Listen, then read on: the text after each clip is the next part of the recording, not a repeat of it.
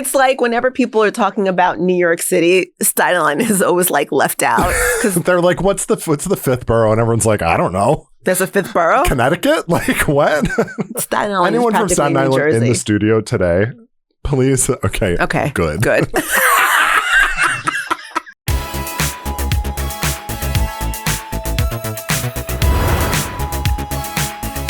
Welcome to Brief Recess. I'm Michael Foote. I'm Mélissa Malebranche. Today we're going to be talking about nuns teaching sex ed, my experience with jury duty, whether or not we can say the word squinty, Groundhog Day conspiracy theories, the protests in Minnesota, Don Lemon, Epstein Files, federal judges blocking Trump's agenda, and all of the questions from your DMs. Especially when I have to court and stuff like that. Like I'm like, I don't know how long I'm going to be there. I don't know if I'm going to eat. I don't know what's going to go down, but I know an address I need to go to in an hour, you know. By the way, Michael's Brief Recess sticker also has the lines on the back. Oh, yeah. But you can't see it because his is black. Yeah. And I thought the lines were there on the... Vindication is mine. Because for a second I was just like, am I just a dumbass? Mélissa thought there are lines on our logos for our laptops, and I thought they were just like how it was printed for like the graphic designer put them there so that we knew to like line them up correctly, but it was part of the design. Is it or is it not? It is. It is not. It's not? It's not. Oh, I'm sorry. I'm sorry. No. I like it. I'm like, oh, this is cute. And then was I supposed to take those off? Apparently. Oh, okay. It's like when I was eating, I was like eating the paper on like a candy or something that you're supposed to take off. What kind of candy was it? It was like a noun later. I gotta ask Brad. I was eating the wrapper and they were like, you're not supposed to do that. They're like, don't do that, don't do that. So I don't know. I guess now if I get a colonoscopy, they're gonna see the Werther's wrapper. Not Werther's. Not the worst thing. With the shiny wrapper on it. How you doing? How's your week been? Fine. It's a totally random thing. Okay. No, it was fine. It's fine. It's such a stupid thing. But like me and my friends are usually those of us who are like a similar age, been talking a lot about weird things that we're doing now that we're getting older, right? Like for anti-aging or no, like just you're like, losing your mind and wandering the house and yeah. Oh, that's happening to my dog. Oh, sorry, wow. Not to your superstar. You go ahead. No. But like, so the other day I was talking to my friend and she was saying something about herself that she was just like, my grandmother used to do this thing. And I was just like, yeah, the other day I reached into my purse and there was a random Werther's candy in there. Like you turn 50 and you open your purse and there's a Werther's. But the thing about it was I opened my bag and I was like, where did that come from? Because I don't remember where I got it from. But then I was just like, oh, well, it's a tasty candy. Munch. I will say as I get older, you do just start finding things places. Like, I'm like, where'd this matchbook come from? Or matchbook? Where'd the matchbook come from? Well, I guess it's listed on the matchbook. It says exactly where it came from. Unless it came from like Tony and Tina's wedding. Back in the day, they used to when you went to a wedding, they would do matches. You got matchbooks. What do they do now? Vapes? Do you get like a jewel when you? You know, my brother and sister-in-law went to a wedding, and the giveaway was marijuana. Like everyone got like a pre-roll. Oh, I love that. I love drugs. When we got married, we didn't do giveaways. We made a donation in everyone's name to like a tree planting. Oh, I was going to say you could like donate drugs. That's nice too. No.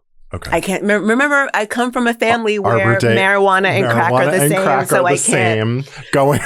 Speaking of that, oh my God, I have to show it to you. I'll give it to CJ. But like, so I posted the clip from last week's episode where Melissa's just a refresher. Melissa's mother thinks crack and marijuana are basically the same thing. Let the record reflect, it is not just my mother. It's a lot of Haitian families. And also members of diaspora. Yeah, because a lot of immigrant families DM'd me and said. Yes, I had like a handful of Nigerians, some Kenyans, some Jamaicans who were like, for sure. But the best was like one of my aunts. She like texted on my Instagram. She was like, "Isn't it?" I was like, "That's it." Not spreading misinformation. Like, isn't it? And I was just like, "It's not." But oh no, I know. And now I guess we really have to make it clear to people. Marijuana, and crack cocaine are not the same. No matter where you're from. One is great. The other one might be the end of you. Could get you in a lot of trouble. Could get you into a lot of trouble. My health teacher, I had a really fucked up health teacher in high school, and she taught us like too much about the drug. She was like, okay, so this is how you roll. This is how people usually smoke crack. And she was like, this is what you want to be on the lookout for. But in retrospect, I'm like, I feel like she was giving you a tutorial? Yeah. But, or like going down memory lane back in the day when I used to smoke crack. This is how I did it. Yeah. And I was reliving this with my friend from high school, and we were like, wait a minute, didn't she also work in the cafeteria? We're not. And now I'm pretty sure she might not have been a health teacher. I think we need to go back a little bit. Your health teacher. Yeah. Was also a cafeteria worker? Yeah. Like doing what in the was she like a nutritionist or a dietitian? I'm not totally sure, but she definitely like worked the line. Like giving out the scooping nuggets. Out. Yeah. Interesting. I should really look into this. I think that you should. And is that where the tax dollars were going to work? Like what was going on in your town, in your province? And why do I know how to roll a killer joint? In high school, I went to an all-girl Catholic high school, and our teacher, who also taught us sex ed, was a nun. And I remember all of us sitting there, Sister Therese, and we were just like, I don't know that she knows what she's talking about. There was like that general what feeling. What is that saying? Those who can't do, teach. They said, bust out the virgin. She's teaching sex ed. Give her a mic. Shout out to St. Agnes. She closed. Give her a pack of chalk and get in there. Oh, my God. That's so funny. That's really funny. A nun that's teaching sex ed. Yeah. And this part I understand, right? We were probably 16 years old. So she's sitting in front of, a classroom full of giggling 16-year-old girls, snickering and everything. And she was like, girls, we're going to take this very seriously. And she got out the book. But then she would also like circle it back around to the Bible. It was fucked up. And then just, and me just walking out of that room being like, I have learned less than nothing today. Was there like a certain moment when you realized y'all knew more about sex than she did? Were you like, no, Sister Agnes, this is how you actually do it? Okay, not Sister Agnes. Oh, what was her name? Sister Therese. I went to St. Agnes. Oh, this was at St. Agnes. Which closed. Yeah. Okay, cool. I think just walking away from that feeling like this person has no concept of like what's actually going on. Also, if you're teaching contraception and you've taken like a vow of chastity, the stakes are really low for you. Very low. So like, I feel like you're not not that invested in making sure. The overarching message was abstinence. Right. Right. Like, which worked famously well for me in high school. I mean, voted most likely to slut it up at prom. Did you? Oh yeah. With who? I won't say his full name. Okay. Actually, I'm not going to say his name at all just to protect everyone, to protect the innocent and the guilty, Let's get into sidebar. Let's just do like a quick what's going on in our week this week. Mm-hmm. Oh, I haven't seen you since I went to jury duty. Right. I knew that you would not get it.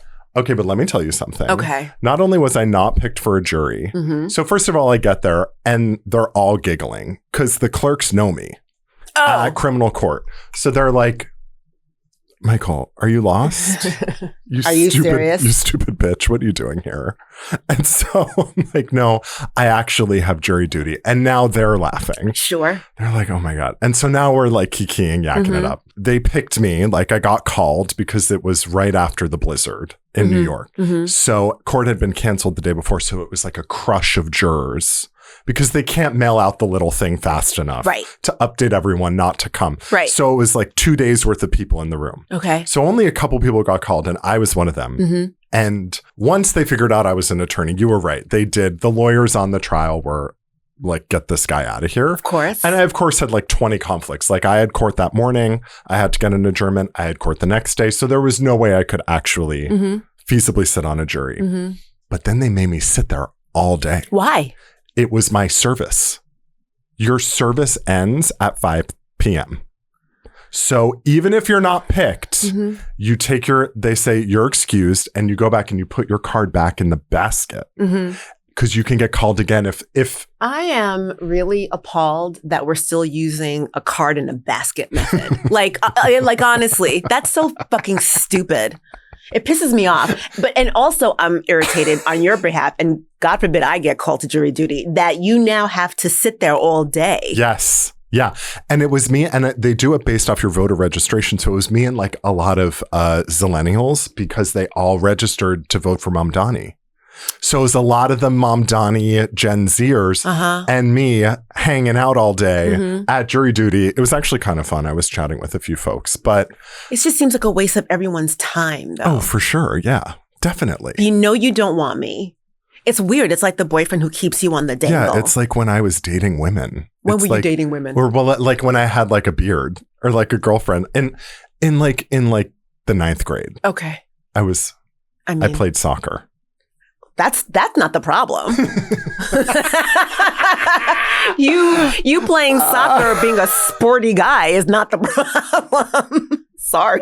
I love how I was like, no, I was so straight. I played soccer. But wait, did you watch Heated Rivalry? Speaking of gays in sports, sorry. No. You didn't watch it at all? No. So wait, okay, so then you have to tell me what you think it is. Well, I think I only heard about this show because it's very popular in Russia. Right? Yes. Which is unusual. Oh, I actually didn't even know that. So please, that's how I heard about it, right? Okay. So that apparently like the most streamed show in Russia is Heated Rivalry. And they're all getting it sort of illegally because it's probably censored, right? It is censored, but they're all watching it. Yeah, you can't be cracking dudes in Russia, I don't think. No, you're not. You're not allowed to. So and then I looked into it to see what it was, and apparently is it hockey? Yes. So it's like gay hockey? Okay. It's more gay than hockey. They're on the ice, I think, for maybe 30 seconds for the entire show. The illusion of hockey. It's the rest of the time. I don't think they could even get the space to film on the ice. They did it. I think they were on the ice like once or twice for the whole series. Where's the show based? It's a Canadian show. It's a Canadian show. Okay. But now it's gotten so popular, and this came out months ago. Okay. It's gotten so popular, they're doing lookalike contests for the two main guys. So in New York this weekend, there were multiple Ilya and Shane lookalike contests. Let me tell you, what the crowds, they picked the two finalists, and the crowd starts chanting, "Kiss, kiss, kiss." And these two start going to town in the middle of like Tompkins Square. It was so funny. Why do we need... whatever. I instantly got annoyed when you said it's so popular that we need a lookalike. Yeah. For what? Just for shits and giggles? I think it's like, let's just get a bunch of hot guys into the park and make them make out. Are the two guys in it hot? Yeah. Oh, yeah. Everyone in it is beautiful. And they're like, it's hard to be hideous when you're, 24 and an actor. Like, they're adorable. That's not true. It's not hard to be. I mean, some people. Oh, okay.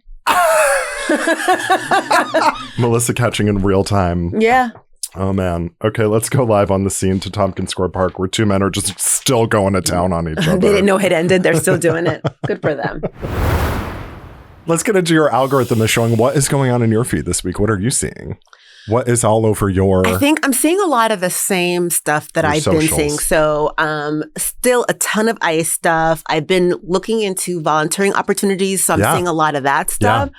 I'm still getting a lot of plastic surgery stuff. And I actually wanted to tell you this. So the thing about when you start engaging with that stuff, you get all kinds of things, right? Yeah. So not only am I getting like doctors performing plastic surgery, I'm also getting either like cosmetic nurses or people who are really into cosmetic surgery doing before and afters of people, right? Famous people. So they'll say... Oh, they'll do like a breakdown. Right. So they'll be like... whatever. Like it'll be like Bradley Cooper's forehead. Right. And it'll be like Bradley before, Bradley afterwards. And that's a real one. You should look that up. I mean, whatever. Right. So I was talking to a friend of mine about this, and I was like, one of the things that I keep on seeing is that the men especially, like when they're getting the plastic surgery done, at the end of it, they're looking very squinty. Like they're squinting all the time. Okay. Like that's like this look that I'm noticing. Interesting. So my friend was Is it because there's like fillers and it's like crowding the eye? I don't know if they're not doing enough or they're doing too much of something. Like, I'm not sure what it is, right? Because like the filled cheek is different. The migrating fillers. Right. So now they're like, everyone is like squinting, like they can't, like they forgot their glasses, right? So I said to my friend, I'm like, why is everybody looking so squinty? And she was like, Mélissa, I don't think you can say that. And I was like, I can't say squinty? And I was like, why not? Like, when did squinting become? I love when the being woke crosses over so far that like the woke thing is now not woke anymore. And the snake eats itself. But I was like genuinely aghast. You're like ready for the correction. You're like, let's correct the record. And she was like, well, isn't it? It's like alluding to somebody like, sorry, I don't even know how to say this, like looking Asian. And I was just like, so now I'm Googling. Right. Am I allowed to say it's squinting? Like when my waiter described my dessert as fruity. How dare you, sir? Oh. But I was like really upset. And I was just like, I don't think that's a real thing. And she's like, I think it is a real thing. So now we're going back and forth. So now we're fighting over whose offense. But I was like... And I was like, is this where we are? Oh my God. That now, like, saying that somebody looks squinty is potentially really... And listen. And we've derailed the entire night. And now we're fighting about identity politics. My brain was spinning. Yeah. And now I'm asking the good people. It's the fabric of the identity politics. It's the fabric of society. And we don't know if the fabric is, made humanely. Was it? How was it loomed? How was it loomed? Where did we get the fabric from? My friend so today is we're recording on Groundhog Day. Yep. My friend and I descended into absolute chaos last night. We went down a deep rabbit hole about Groundhog Day. First of all, do you remember when Bill de Blasio killed that fucking groundhog? No, I did not remember that. Do you remember that? I remember it. It was 2014, and last night, so much has happened in the news. And this is what we're concentrating on, the fucking groundhog. I forgot that Bill de Blasio yeeted a groundhog on Staten Island. So what's his name? Not Phil. Ponsatucky Phil. No, that's the one in Philly. That's the one in Philly. So this one is Chuck. And so I'm a Boebert truther, but I'm also a de Blasio truther. You need to get off that. Interesting choice of words. I do what I can. Go ahead. It wasn't Chuck. Chuck is the groundhog. So there are 4 groundhogs at the zoo. At the Staten Island Zoo? Yes. And because groundhogs are I'm sorry, what? Was that some anti-Staten Island? Okay, yeah, do it. No, I love it. I won't. Nothing good happens in Staten Island. It's like practically New Jersey. I think that's okay to say. I agree. And I think people on Staten Island would agree. I'm okay with it. But yeah, there are 4 groundhogs on Staten Island. Do they rotate them out for Groundhog's Day? Yes, because they're technically supposed to be hibernating. Yeah. So now you've woken. They wake them up and see who's like the least vicious. Because it's usually most of them. Right. So they pick whoever's the least vicious. And the year before de Blasio, it bit Michael Bloomberg. Because it was so mad. Because I'd be mad too if you woke me up. I don't even hibernate. And so they woke this one up and it bit Michael Bloomberg. And so this wasn't Chuck, this was Charlotte, Chuck's daughter. So they're all like descendants of Chuck, I guess the original. He originated the role. You did a really deep dive on this. We're just scratching the surface. Please continue. So they had gloves on Mayor de Blasio because it had bitten Michael Bloomberg recently. And they didn't want him getting bit. So the gloves were too big. So he dropped Charlotte. And then a week or 2 later, Charlotte turned up dead in her pen. But why is that his fault? They did a necropsy on Charlotte. Okay. And she died of internal injuries. From being dropped. Consistent with a fall. So this was the entire inspiration for the film Anatomy of a Fall. No, it wasn't. Please don't. Your aunt's going to comment and say, was it really? Yeah. Yeah, it was. No. Crack and weed are the same. Yeah. And Anatomy of a Fall is about a groundhog. I'm reading this quote from Bill de Blasio. Don't make me hold a fucking groundhog. I mean, what the hell? Let me tell you exactly what happened. I go there and it's 7 a.m, which means my motor skills are not at their best. I put these gloves on and they're like, here's a groundhog. And I'm like, what the fuck? I'm like, don't you have a little more coaching to go with this or whatever? It was idiocy. Why would you want an elected official to hold a groundhog? I don't know anything about holding groundhogs.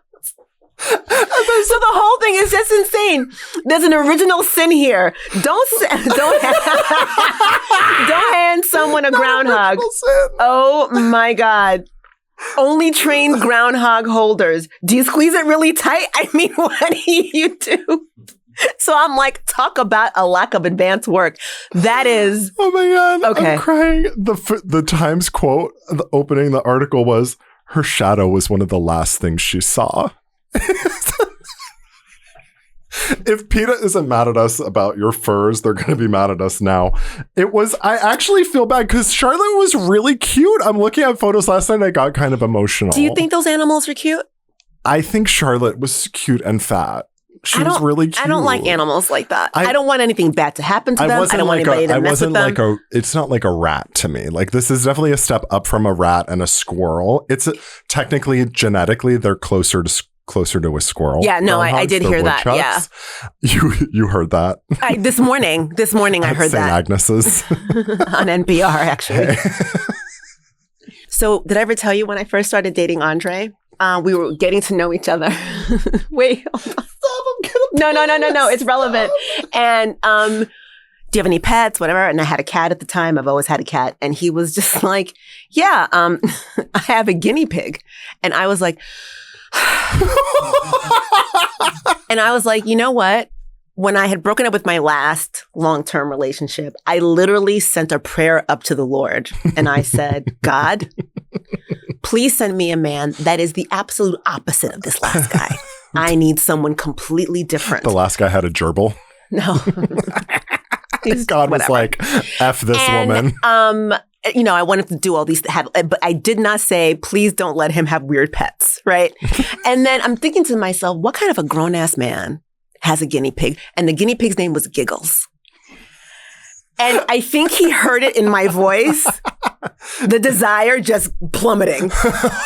And then he said, I feel like I should tell you that the guinea pig really belongs to my 11-year-old daughter who wanted a pet at his house and at her mom's house. Men and he told cannot be helped. The way he said, I have a guinea pig. He said, I have a guinea pig. You had a daughter. Not until I was just like, what? And then he was just like, actually, it's KPs and whatever. And I was like, oh, okay.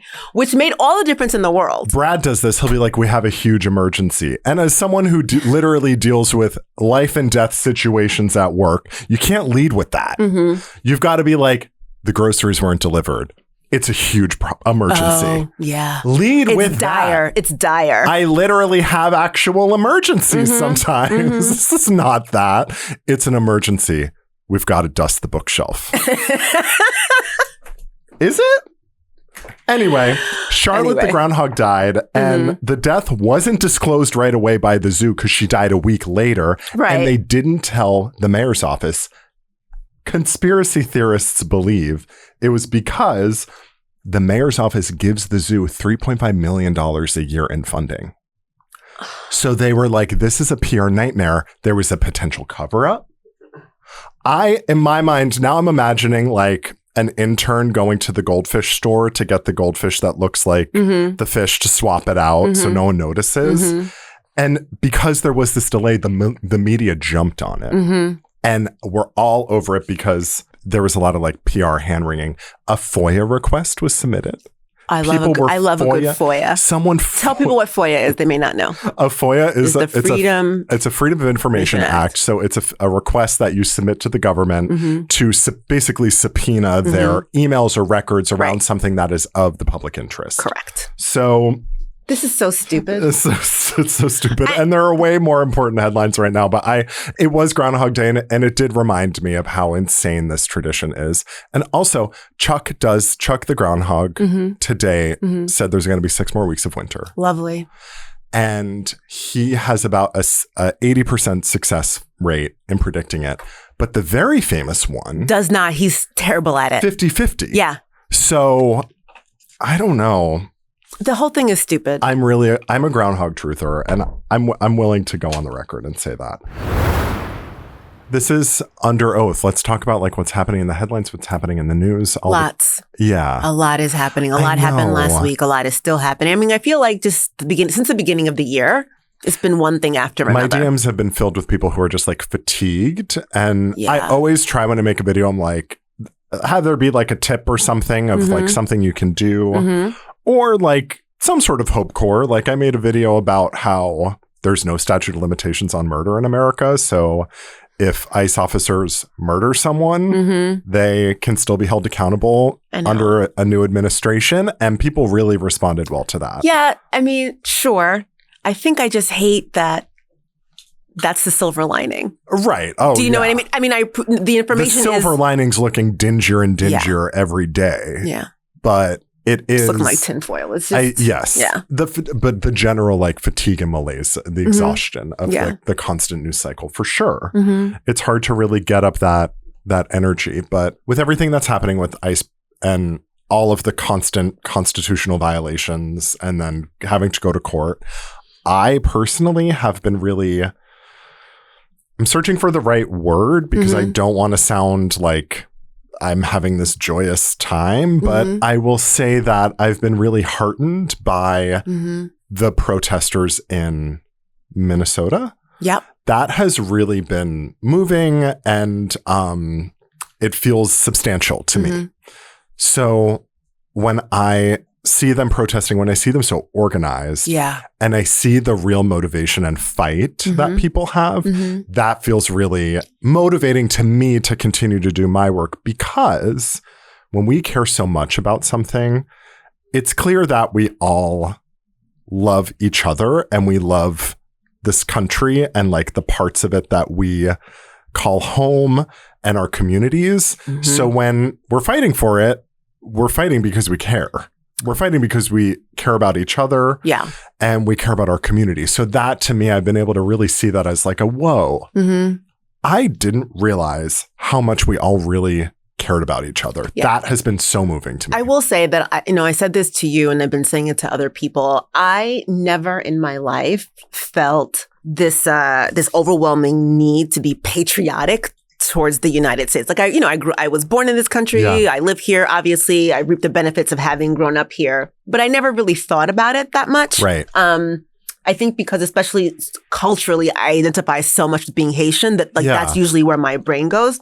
But more and more, I'm so outraged and anxious and angry about what's happening that I do feel all of a sudden like, you know what? This is my country and I want to do what I can do to help her stay the course, right? Yes, exactly. So I hear what you're saying about, sorry, you just squinted at me.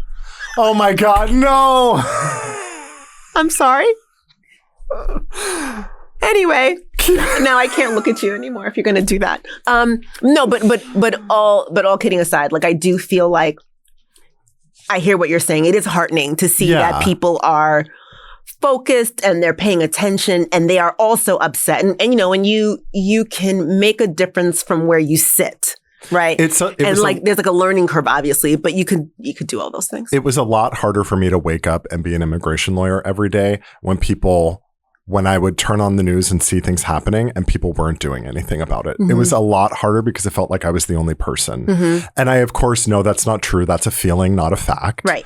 But when I then turn on the news and I see thousands of people protesting, thousands of people going on a general strike for a cause that I've really been working for a lot. I'm like, whoa, like, hell yeah. Like, I'm energized by it. It does make you feel better. Yeah. I guess just to like wrap that thought up, I would just say that I'm like constantly inspired by other people in this movement. Yeah. And watching like the next gen kind of get involved. I got asked by a reporter this morning, like, how do you keep doing this? Like, what really sustains you? Like, what would be your sort of like message? And for me, I'm like, I think we're able to affect more change as a democracy now because of the internet, because there are so many people online accessing videos, able to see what's happening. We have activists going live from the scene. Like we have so much information that can often feel overwhelming and exhausting, and it is, but I think we're able to actually better serve causes and affect change because of it. We're able to have an 18-year-old in the middle of the country contact an immigration lawyer across the country, or talk to you, or talk to an activist organization in LA. Yeah. It's kind of interesting and a unique situation we're in. Mm-hmm. There have been some like really interesting, have you been following like Kristi Noem's, the tide's finally turned on the demise, Kristi. the slow. They're finally turning on her. I mean, it took long enough. And here's the thing, and I really wonder if they realize it when these people, sort of people who are part of the MAGA movement, right? Do you realize that the president of the United States does not have your back at all? Oh, yeah.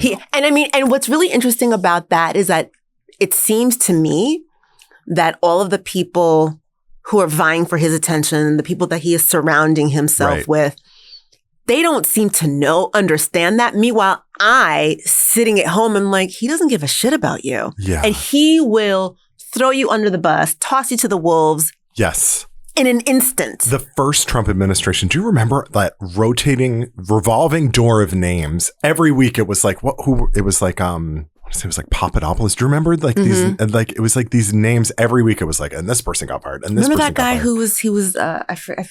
I can't remember what his role was, but he was in the job for a week. Yeah. It was Anthony like something or another. Scaramucci. It's a measure of time. Yeah. Anthony Scaramucci. He was in the job for a week, if that. Yeah. And it was constant. It was just, I also think that, I will say this, his first administration, I think he also was quite surprised that he won. Yes. And so was sort of scrambling to find people to fill his cabinet. I feel like this time he was much more focused. Well, because the first time he won the election, he was shocked. Like they were stunned that they won. They did not expect that. No, neither did we. But I will say that like it's interesting to watch Kristi Noem go in front of Congress and in front of these inquiries and be asked questions, and she gives the very like Trump administration answers of, deny everything, lie through your teeth, deny the truth, ignore the video, ignore the sworn statement, like ignore everything and just like stick to the message. You can't do that under sworn testimony. That is perjury. Like you can't be doing that. Trump does it in press conferences all the time. Yeah, but not under oath. She's in front of Congress. Like she's being asked by House members what is happening. And she's like, oh no, that's not true. That's not happening. That's not what's going on. Right. And like, we're getting the footage of this. It's like, we're seeing it, Kristi. Yeah, we can see it. Can you? This stuff catches up with you. Eventually, it doesn't just go away with the next news cycle. That is an actual proceeding. So I thought that was really interesting. No, I couldn't happen to a better person. Couldn't happen to a better person. I do wish bad things upon bad people. Yeah, I mean, you reap what you sow, you bitch. Like, get out of here. Yeah. No, She did fuck around. And she's finding out. Yeah, she's finding out. But like, I want to see some professional carnage. Do you know what I mean? Like, I would love for her to be shackled someplace. Yeah, like arrested. Yes. Not obviously no. Yeah, we want to. Justice, yes, we do want the perp walk. I want the perp walk. Give us the full Mangione perp walk. Oh yeah. Off the helicopter. Yeah. And like, give me some music in the background. Like up the West Side Highway. Yeah. I do. I want music. I do. I want music in the background. That music that was like the Frasier theme song. No, it was. I was like, what was something? Yeah, I need something. Oh and I want to see her. No eyelashes, no extensions, face melting, crying, giving Tammy Faye mascara running. Yeah. Because that is what she deserves, because she has made it her life's work, and you get the sense that there is tremendous joy. Yes, she's trying to build a celebrity off of being this maniac. Right. But also there is like joy in the harm and pain of other people. Sure. Yeah. And that is like the worst kind of mean girl. That is Professor Umbridge. Yes. That is like, that is actually. And I would love to see her get dragged off by a bunch of angry centaurs, because that's what happened to Dolores. I know too much about this. I'm so sorry. This woman went to platform 9 3/4 in London. You cannot slip a Harry Potter reference past her. You can't. You could try.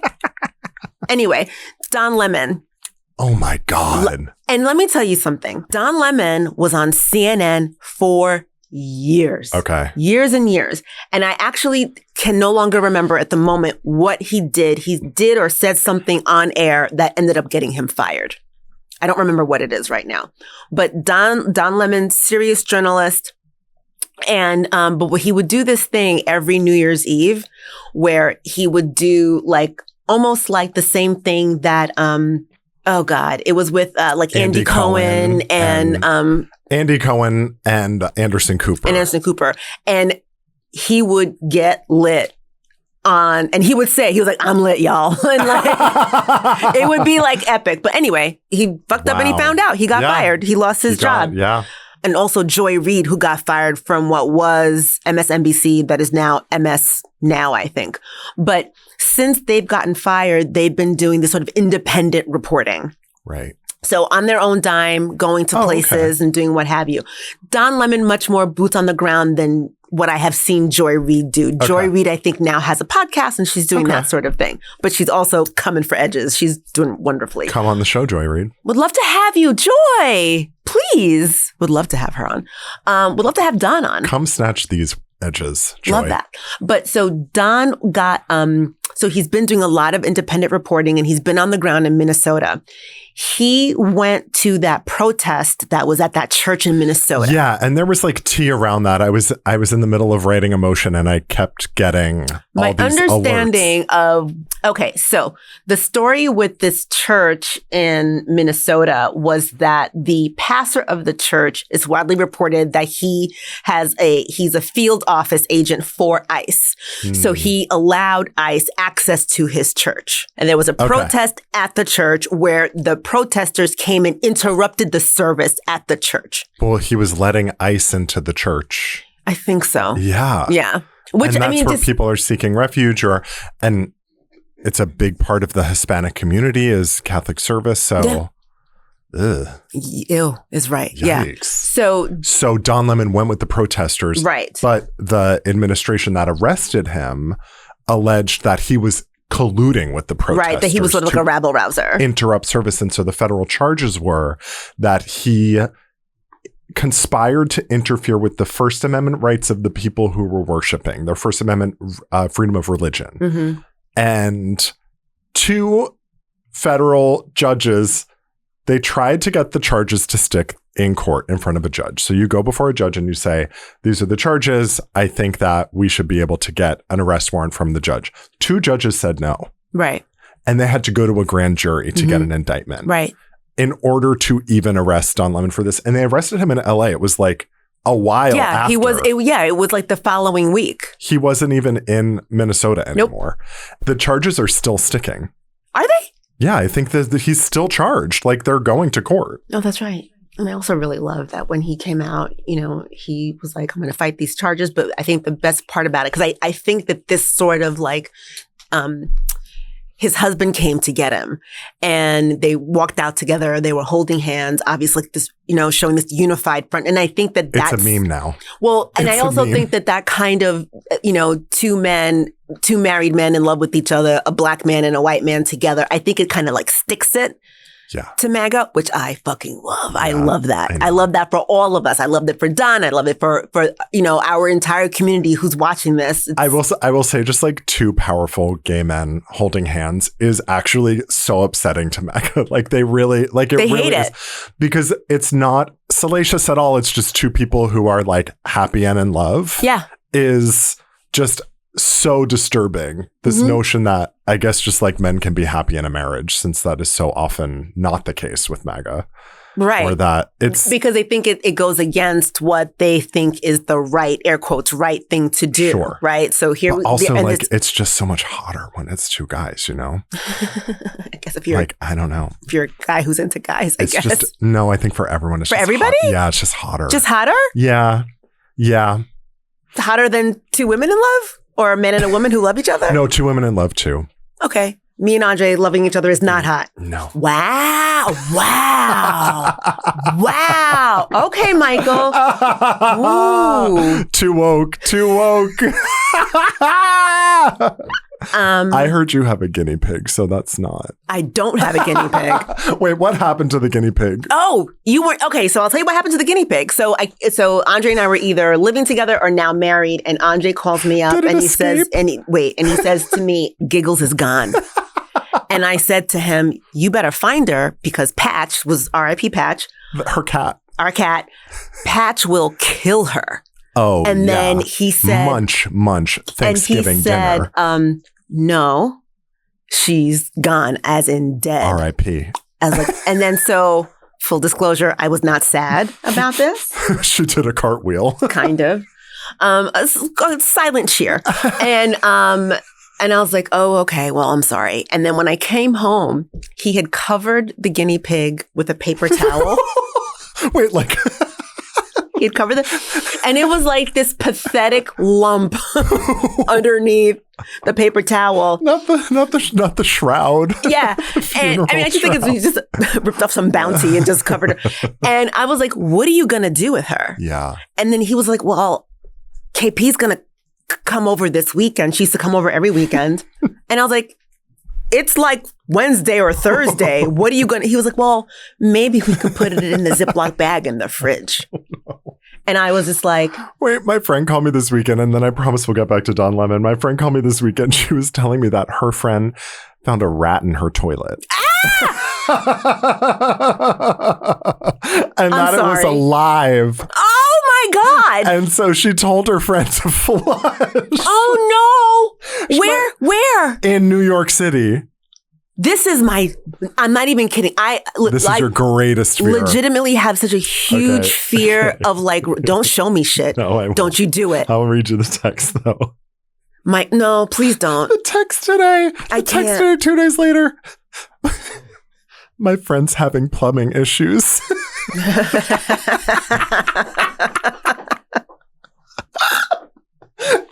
She flushed it, and now the toilet's not working.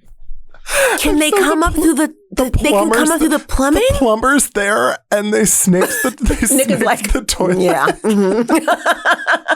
No! I won't look at it. They snaked the toilet, and the plumber said he saw fur. Oh my God! Peter's gonna have to come on the show next week. Just go ahead and book them, and let me take my lumps. Let me take it on the chin. I would die. I would die. My greatest fear is a snake in the toilet. Rat, no. Snake, nightmare. I think rat for me. No. Getting bitten in the butt by a snake. Right when you hope that I would recognize that there's like a worrying in the toilet before he came out. I hope that would happen. I hope that I would notice a boa constrictor in the toilet. My cousin Stephanie is Australian. Well, that's where my friend got the advice to flush the rat. She went on like Australian subreddit. Well, I feel so this is like I think no, because this is actually a problem in Australia. Well, I didn't know that about the rats, but I knew that like snakes and stuff came up out of the toilet. Maybe their plumbing is set up different. Do you know what I'm saying? The toilets flush the other direction. The rat goes down counterclockwise. I'm going to reach out to Stephanie and I'm going to ask her about it. She's going to think I'm insane. No, what time is it? This is urgent. It's 5 a.m. in Australia. Is it? No, she'd be so mad at me. Oh my God. Okay. Oh, I would die. Okay, we have to talk. Sorry, we're going back to... See, do you see what happens to us? I have an appointment to see a psychiatrist, by the way. Was it before or after the Epstein Files dropped that you booked the psychiatrist appointment? It was before, because I got to get my ADHD under control. Because I guarantee you probably wouldn't have gotten an appointment after the Epstein Files dropped. That was crazy. Oh, yeah. Are you reading all of it, though, Michael? Yeah. I can't. It is so disturbing. I'm sure it is very disturbing. And we've talked about this. I have a stomach for a lot of disturbing images, and like I have to read reports and I have to look at crime scene photos. So I get a lot of that. When I was an intern in New Orleans in the criminal justice system, I had to look at a lot of deeply disturbing photos just working in criminal law down south. Yeah. And this is just unlike anything I've ever seen. It truly is so disturbing. And even just like the emails, I mean, unbelievable things that people are writing in the emails. I mean. And then saying stupid stuff like, delete this email afterwards. Like the idea that Bill Gates, shame on Bill Gates. I mean. Didn't you make the email system? Correct. That bitch. And that's, and I've said this to you before about other things that we've heard happening, people that we know. It's right. Like, I am now concerned. Forget about the fuck shit that you've done. Just put that to the side for a moment. Right. I am now concerned about what a colossal dumbass you are. Yeah. Bill Gates, who basically, like you said, basically invented email, is just like, delete this email. What? The whole notion that the email is undeletable was your idea. You did. That's you. The call's coming from inside the house. And apparently he was trying to figure out a way to slip his wife. Yes. Medication because he had an STD. Yeah. Yeah. And there's an interview with her. Yeah. Where she's like, I never liked that Epstein guy. Like it's clear she's going on the record in the cursory way that she can, talking about this, which I'm sure is everyone's NDA'd up the wazoo. But yeah, and then Elon Musk like begging to go to Epstein's island. Talk about a pick-me. That is please. A pick-me pedophile. Who would have thought? Oh my God. That is, and he's like multiple emails, and then Epstein sending it to his assistant being like, deal with this bitch. You know what I think is really interesting? that somebody as deplorable as Epstein would see somebody as Elon Musk and be like, even for me, it's too much. Oh my God. Do you know what I'm saying? Yeah, I can. Like, even for me, it's too much. And then Elon Musk's daughter tweeted last night while I was in the Groundhog rabbit hole. I was looking at the tweets from Elon Musk's daughter, who tweeted that the veracity of the files relating to Elon is probably true because she can confirm they were on family vacation in St. Bart's at the time. She was like, we were there that week of those emails. And so that blew up. Everyone, I mean, talk about accountability. Your own daughter is like. I know. That's what I was going to say. Your own daughter. And she ate him up with that. She gobbled him not up only with that, but she's also using your platform she's on, to stick it she's to you. on X. She's on X talking about what a shitbag her father is. She ate you up. She ate with that. Could you imagine? And get the lidocaine for these sick burns. Oh my God. Okay. We did not finish talking about Don Lemon. You know what? Because he's going to come on the show and he's going to... Don Lemon, I'm invoking the gay mafia on your ass. You're coming on this show. You owe me. You know what you did. No. You don't... Oh, Michael, anyway. You don't know me at all, but I am invoking the unspoken Elton John act. I'm invoking Marsha P. Johnson. I'm invoking the Stonewall Brick. I'm invoking.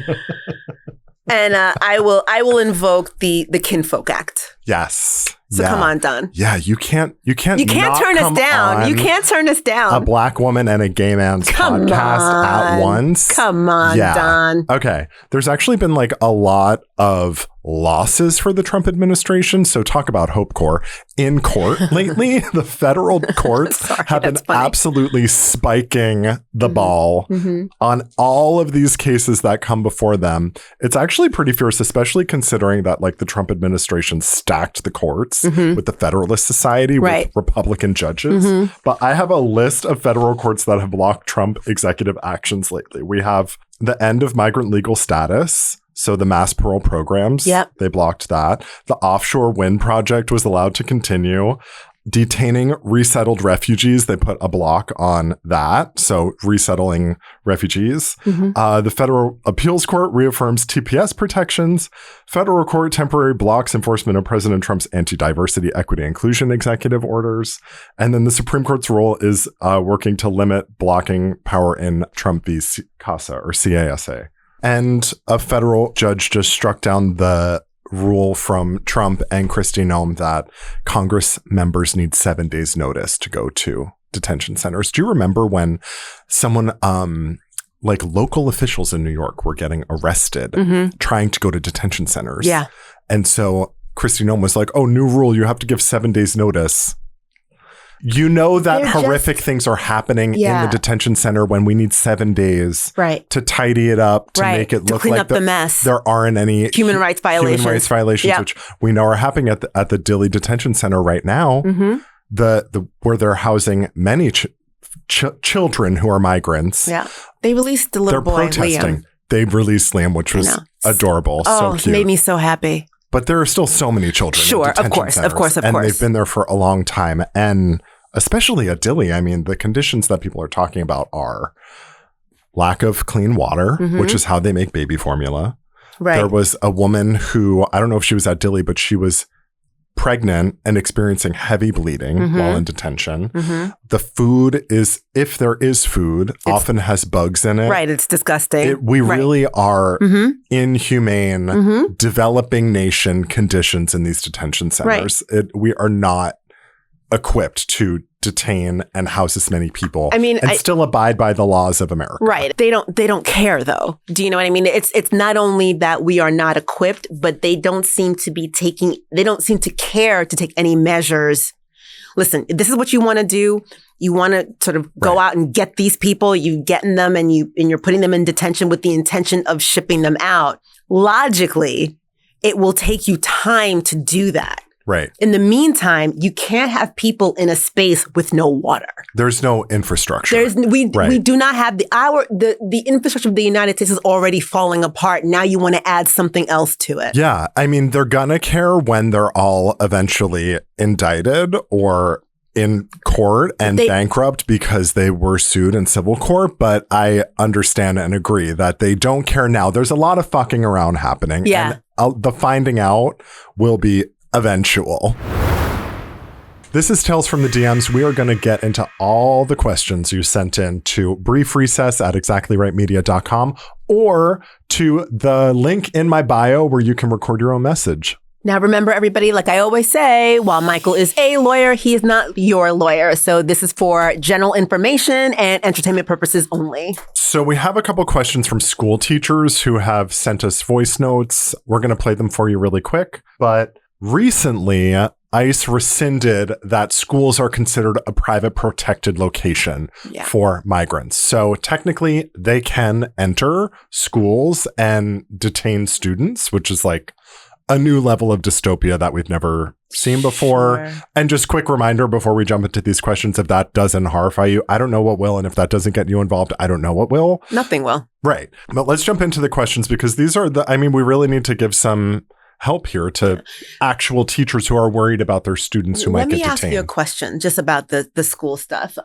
So are we talking about public schools or private schools? Is there a difference? Great question, because technically it would depend if it was private property. So public schools are not considered private property, but a private school, I guess, would be considered private property. So do you think, and I know I'm just sort of like throwing this out there, but therefore the Fourth Amendment protections would apply, whereas now the public property is not getting that previous protection. Yes. Okay. And it would be very specific to each situation. Like, for example, if there was a part of it, the public school that had private property attached to it, like if there was a house near there or no, I don't think it would be. Yeah. Okay. This is from a high school music teacher. Okay, a little different.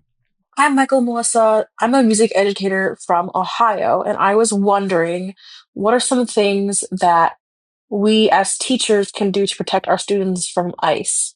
Now, I know that we've talked a little bit about like what normal teachers can do, but for music, it's a little bit different because we do have some outside of school day activities and whatnot. So let's say you're on a band trip and ICE stops your school's bus, right? We're in a different state maybe, and ICE stops your bus.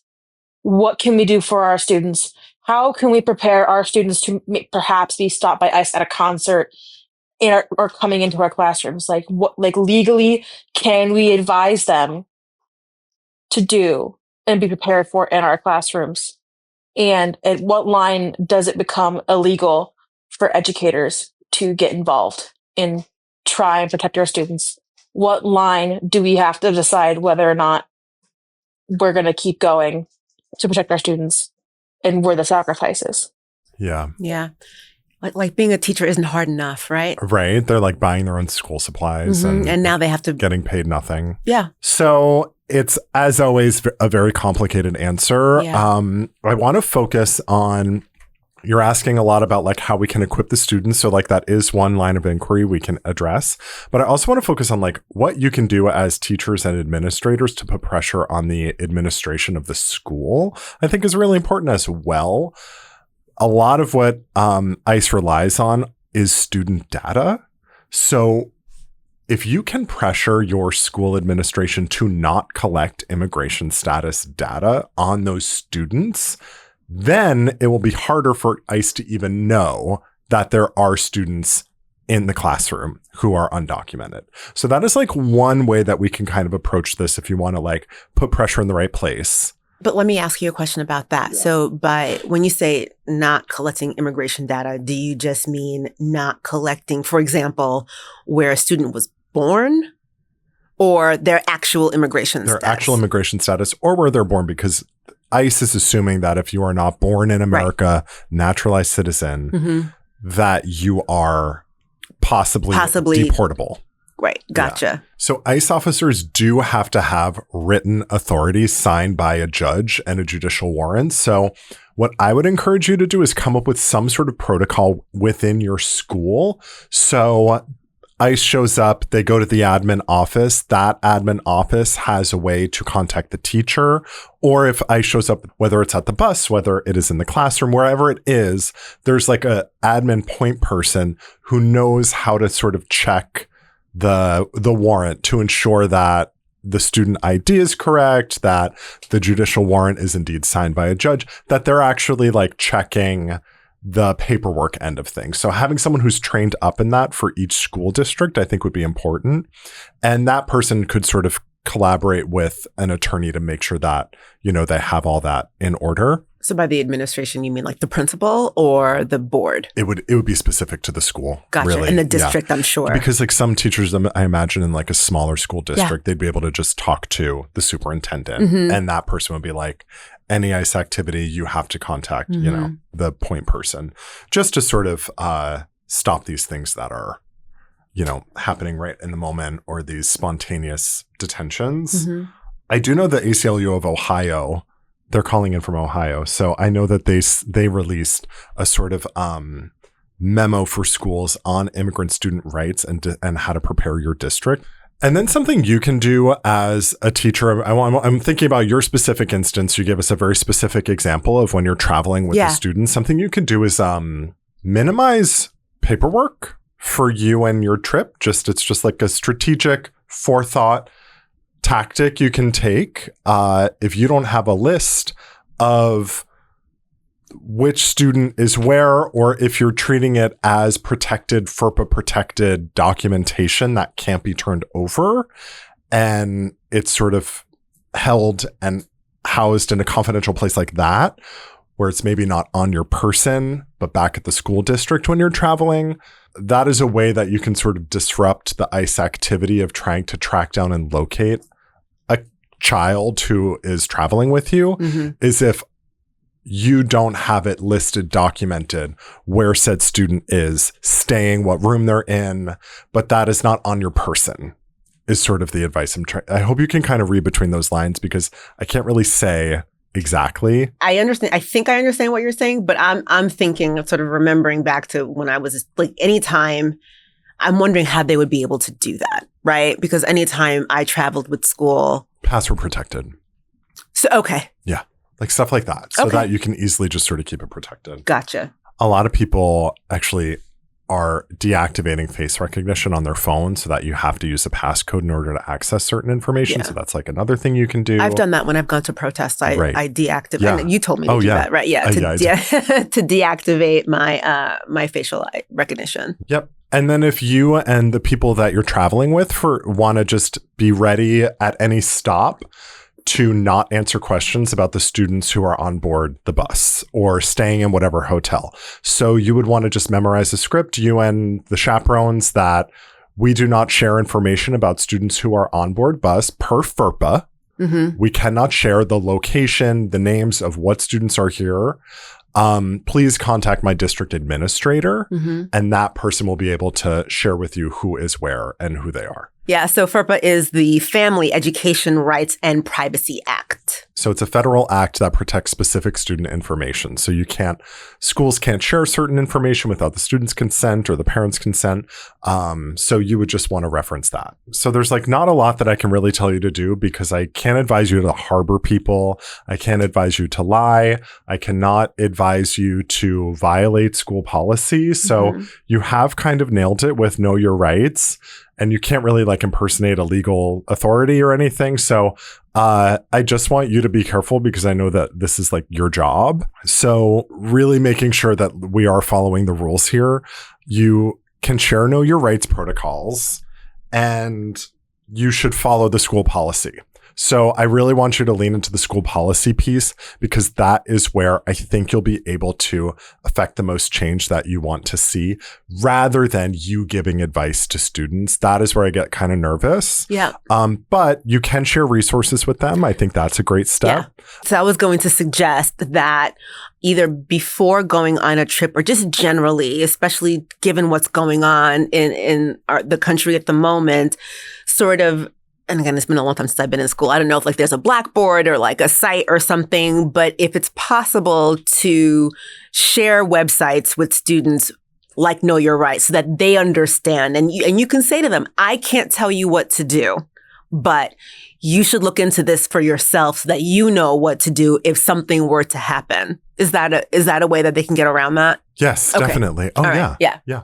Could a teacher, and again, people need their jobs, and we want you to sort of be careful what you're doing in the workplace, but could a teacher potentially create like little cards to give out to students with links to resources? Oh, yeah, definitely. Right? And we have those pre-printed, like those are already set up. So Right. When I was talking a little bit about who's listed where and on what forms for the trip, this would be a good way to do it. What I meant was like if you had one binder just for you that had, the full roster with emergency contacts, but then all the chaperones got one that was just like first names of students and where they were. That way, it wasn't everyone had all this information. It was sort of contained in one place. Mm-hmm. But no clipboards at the board, keep the roster out of sight. Those are things you can kind of do. Yeah, they could. I wonder though. If there's like a police officer who's like the parent of one of the students, maybe ask if they could be a chaperone on the school trip. I know that, we've seen police officers really butting heads with ICE officers lately. They're not, they're ICE officers are different. The people who couldn't get onto the police force. So there's a little bit of, there's beef there. For sure. They failed the test. They failed the test, or they were too lazy to do it, or whatever it was, or they had a record. And then like you mentioned, while you're at other schools or something like that, have a rule for the students that if anything feels off or anything weird happens, I'm going to defer to you on how to best communicate to children. Mm-hmm. Like however you want to share that with them so it doesn't alarm them, that basically if shit goes down, we meet in front of the bus or in the second row of the bleachers or whatever it is. Mm-hmm. Make sure that you communicate verbally to them some sort of plan that if there is trouble, this is where we're going to meet. I think you would probably do that on any field trip anyway, but especially now, if there is a security issue, and then memorize your script of if someone asks you for student information or you run into ICE or even a security guard, all requests about student information go through our office administrator. Please contact Betsy in the office and she'll deal with you. Okay. People named Betsy, don't fuck around. You don't want to fuck with a chick in the office named Betsy. You don't. You don't. You don't. So for just like a general high school teacher, not the teacher that's traveling, there is something you can do just to sort of like do no harm as a teacher. Mm-hmm. You don't ask about people's social security numbers. You don't ask about immigration status. Like the less you know, kind of the better, because then if they are asking you or pressing you, you really don't know. So that is a great way for you to sort of like do no harm. Avoid assignments or discussions that require students to reveal family information. That is another big one, like sort of keeping this sort of like a secret for the family and for the student. Don't keep private lists of families that you think are undocumented. Use neutral language, like families, caregivers, trusted adults, not citizens, non-citizen stuff. Don't get sort of like weighed into that. Mm-hmm. Offer a private way for students to request help from you. I think that's an interesting way to sort of, if there is a discrete email or a box or a counselor QR code, something like that, where students can sort of access assistance if they need it. I've seen a lot of schools host like a family preparedness night where they invite families to come and sort of learn and just be prepared, whether you are a migrant or a citizen, and then just be ready to say, like, I cannot talk to you about this. Please speak to the principal's office. Like, just being able to say that with confidence, I think that is probably the best thing you can do right now. Okay. A lot of this is possibly going to change. Yeah. I would not be surprised if we had a new rule or if there was an incident or something in the headlines where ICE did go to a school and it blew up and everyone got really upset and there was public outrage and then the rule changes a couple weeks later. So like, I know I can't give you a lot to chew on right now, which is really awful, but I am hopeful that there will be some sort of change. And I think you can really go back to what we were talking about earlier, saying that you can, as a teacher, you can give your students access to resources that are outside of the school so that they can inform themselves. And I think, you know, what you had said earlier about not alarming them, I think that we should be alarming them. Like, this is, hey guys, this is really serious. Because I mean, I understand that like, there are kids who are not paying attention, but we need them to pay attention. Right. We really do. And I think that as a teacher, you are in the best position to do that. I also think there will be a child that comes home from your class and their parents won't be there. Right. That is going to happen to one of the teachers listening to this show. Make sure that student knows that they can call you or that they have someone that they can call. Right. I think that's really important and a very likely possibility. For sure. Okay, well, that's been Tales from the DMs, all your legal questions. Ugh, what a bleak way to end this episode. I know. We had a lot of fun, but it ended on like a very sad note. It did end up a little bit of a dark note. But the thing is, though, dark or not, we are not just here to have a good time. Obviously, we are. Yeah. But it's also to provide everybody with as much good, solid, important information that you can take on to something else. So it is a little dark, but we are living in kind of dark-ish times. Yeah. We love to kiki and haha, but we can't always. And just know that, like, I guess on the other end of potential detention for either a student or those students' parents, there are people like me who are in court every day working to get them out. And we are winning and we are finding a lot of success. So I hope that is a little bit of hope for you, that if one of your students or families do run into the system, that there will be a positive outcome, even if, right? Don't forget to submit a question for next week, and we're going to see you in court. Never me.